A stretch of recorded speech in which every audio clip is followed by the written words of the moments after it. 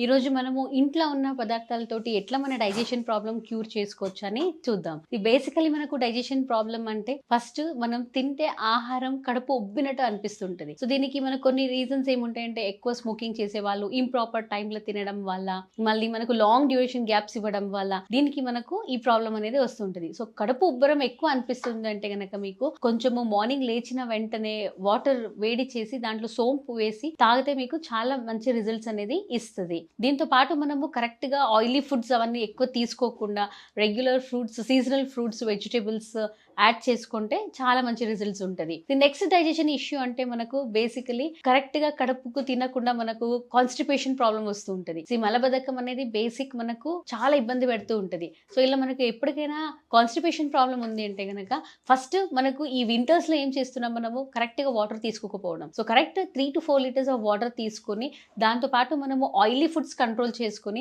కొంచెం ఎక్కువ fibre foods అంటే బీరకాయ, సోరకాయ ఇలాంటివి యూస్ చేసి నాన్ వెజ్ ని కట్ డౌన్ చేసుకుంటూ వస్తే మనకు రెగ్యులర్ మెడిసిన్స్ తో పాటు మనము ఈ డయట్ ని ఫాలో చేస్తే చాలా మంచి రిజల్ట్స్ ఉంటుంది. సో నెక్స్ట్ వచ్చేసి మనకు జ్యూసెస్ లైక్ HCl కానీ ప్యాంక్రియాటిక్ జ్యూస్ ఇవన్నీ మనకు టైం కరెక్ట్ విడుదలైతేనే డైజెషన్ అనేది ప్రాపర్ గా ఉంటుంది. మనం ఎక్కువ స్ట్రెస్ లో ఉండడం వల్ల, కరెక్ట్ గా అటెన్షన్ ఇవ్వకుండా టైంకి కరెక్ట్ తీసుకోకుండా పోవడం వల్ల మనకి ఏదైనా ఛాతీలు మంట, లేదంటే ఆయిలీ ఫుడ్ ఎక్కువ ఈ బిర్యానీస్ ఇట్లా తీసుకొని కరెక్ట్ గా డయట్ ప్రోటీన్స్ ప్రపోర్షన్స్ కరెక్ట్ లేకపోతే పుల్ల తేపిలు వస్తూ ఉంటాయి, రిగజిటేషన్ ఉంటుంది.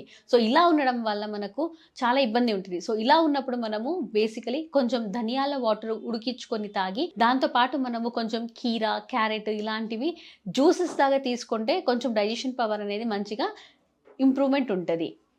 Thank you.